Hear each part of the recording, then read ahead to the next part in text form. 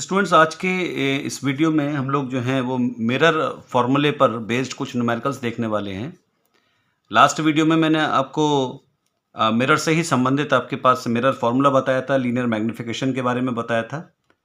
ठीक है, उसी पर बेस्ड कुछ न्यूमेरिकल्स हैं।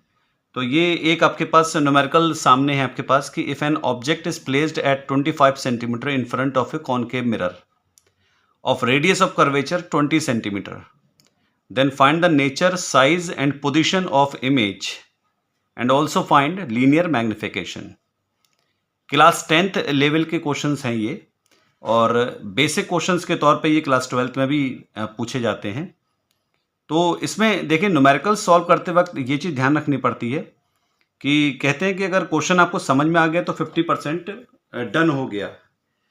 तो उसमें आपको क्या करना है, सबसे पहले चीज़ें ये नोट करनी है कि क्या क्या चीज़ें आपको गिवन हैं क्वेश्चन में। उसके बाद आपको क्या चीज़ फाइंड करनी है, उसी से संबंधित आपके पास कुछ ना कुछ फॉर्मूला ज़रूर होगा जिसको आपको अप्लाई करना है। जैसे इसमें दे रखा है कि an object is placed at 25 centimetre in front of A concave mirror, यानी अगर हम एक कॉनकेव मिरर बनाएं इस तरीके से,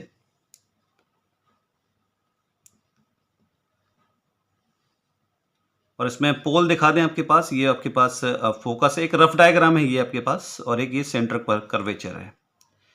तो इसमें सबसे पहले ये देखें, रेडियस ऑफ कर्वेचर हमारे पास कितना गिवन है, 20 सेंटीमीटर। तो रेडियस ऑफ कर्वेचर मैंने आपको लास्ट वीडियोस में बताया था कि पोल से लेकर सेंटर ऑफ कर्वेचर तक की डिस्टेंस है, यानी कि यहां से लेकर यहां तक की डिस्टेंस। ठीक है, जो कि आपको कितनी गिवन है, यहां पर इस केस में 20 सेंटीमीटर गिवन है। ठीक है, 20 सेंटीमीटर ये चीज, यानी पी से लेकर सी तक की जो डिस्टेंस है वो कितनी है, 20 सेंटीमीटर।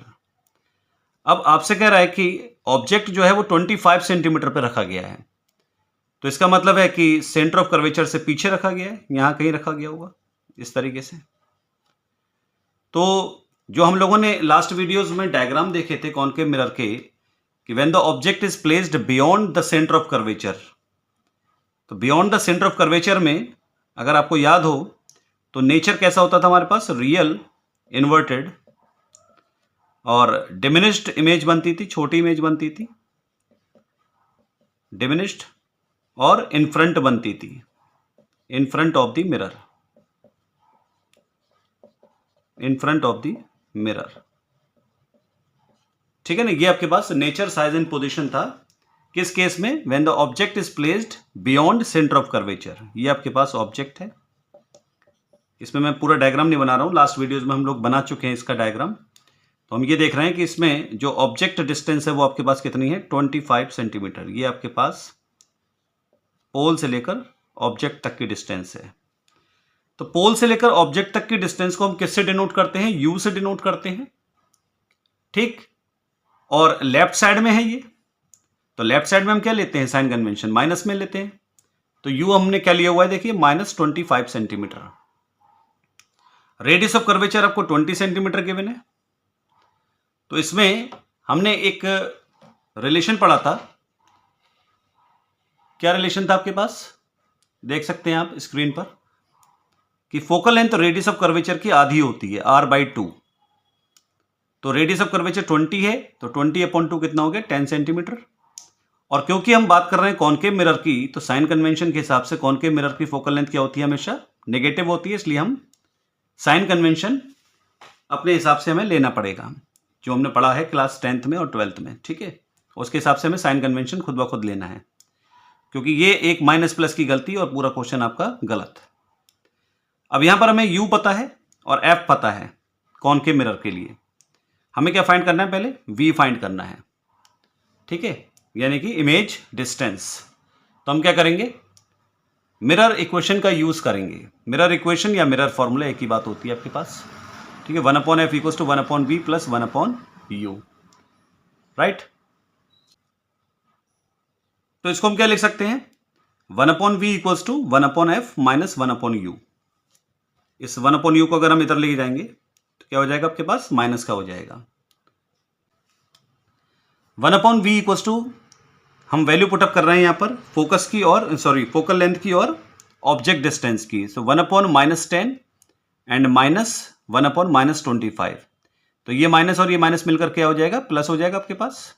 ठीक है, ये प्लस हो गया आपके पास, इसमें कंफ्यूज ना हो जाइएगा, माइनस नहीं है ये, प्लस हो जाएगा आपके पास। तो एलसीएम लेकर जब हम सॉल्व करेंगे तो 10 और 25 का एलसीएम कितना हो जाएगा, 50। ठीक है, तो ये सॉल्व होकर आपके पास वैल्यू कितनी आ जाएगी, -3/50। और ये हमने 1/v की वैल्यू कैलकुलेट करी है, तो v कितना हो जाएगा, रेसिप्रोकेट कर देंगे, -50/3 हो जाएगा आपके पास। और इसकी वैल्यू कितनी हो जाएगी आपके पास, -16.67 सेंटीमीटर। तो v हमारे पास कितना आ गया, -16.67 सेंटीमीटर। तो v निगेटिव आने का मतलब क्या है यहाँ पर, कि इमेज आपको कहाँ मिल रही है, लेफ्ट साइड में। ये साइड में मैंने लिख दिया है, लेफ्ट साइड में मिल रही है, क्योंकि v हमेशा निगेटिव कब आएगा, जब लेफ्ट साइड में होगा। ठीक, उसके बाद आपसे पूछा है लीनियर मैग्निफिकेशन कितना होगा। तो लीनियर मैग्निफिकेशन के लिए हम मिरर के लिए लीनियर मैग्निफिकेशन का फॉर्मूला क्या होता है हमारे पास, -v/u, m = -v/u। तो यहां पर हम -16.67 ना रखकर हम ये वाली वैल्यू रखेंगे उठा के, ये वाली, इससे थोड़ा सा कैलकुलेशन इजी रहेगी हमारे पास। तो -50/3 v हो गया आपके पास, और -25 क्या हो गया, u हो गया। ये माइनस से माइनस कैंसिल हो गया। ठीक, सॉल्व होके आपके पास -2/3 आंसर आ गया इसका, यानी -0.67। 2 को हम 3 से डिवाइड करेंगे, कितना आएगा, 0.67। तो देखिए, मैंने आपको लास्ट वीडियो में रूल्स ऑफ रे डायग्राम और लीनियर मैग्निफिकेशन के साइन कन्वेंशन के बारे में बताया था कि अगर m की वैल्यू निगेटिव आ रही है, m की वैल्यू अगर निगेटिव आ रही है तो इमेज कैसी होगी आपके पास, इमेज होगी आपके पास रियल एंड इन्वर्टेड। ठीक है ना, रियल एंड इन्वर्टेड, राइट। तो m देखिए निगेटिव आ रहा है ना, तो इमेज कैसी होगी, रियल इन्वर्टेड। और न्यूमेरिकल वैल्यू की बात करें तो 0.67 है आपके पास, जो कि 1 से कम है। सिर्फ न्यूमेरिकल वैल्यू की बात कर रहे हैं, 0.67 जो कि 1 से कम है।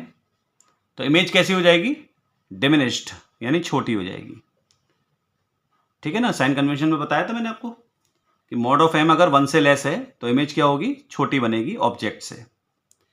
तो फाइनली हमारे पास जो है वो नेचर, साइज एंड पोजीशन क्या हो गया आपके पास, फाइनली नेचर रियल हो गया, इन्वर्टेड हो गया। इमेज कैसी है, रियल है, इन्वर्टेड है। और साइज क्या हो गया, डिमिनिश्ड। और पोजीशन कैसे लिखेंगे हम, at 16.67 centimetre in front of the mirror. तो इस तरीके से आप इस न्यूमेरिकल को सॉल्व कर सकते हैं। क्लास 10th के लिए ये बहुत ही इंपॉर्टेंट न्यूमेरिकल्स हैं, और मेनली जो है वो इसी तरीके के न्यूमेरिकल्स आपके मिरर में होते हैं, और इसी तरीके के लेंस में भी होते हैं, जो लेंस फॉर्मूले पे बेस्ड होते हैं। लेकिन कॉन्सेप्ट जो मैंने आपको आज बताया इस वीडियो में, उस चीज़ को आपको याद रखना है कि सबसे पहले हम क्या करते हैं, क्वेश्चन में जो भी चीज़ें गिवन है उसे हम नोट करते हैं साइन कन्वेंशन के साथ में। साइन कन्वेंशन अगर आपको नहीं पता है तो ये न्यूमेरिकल्स करना मुश्किल हो जाएगा, इसलिए साइन कन्वेंशन आप लोग जरूर याद करें, जरूर याद करें।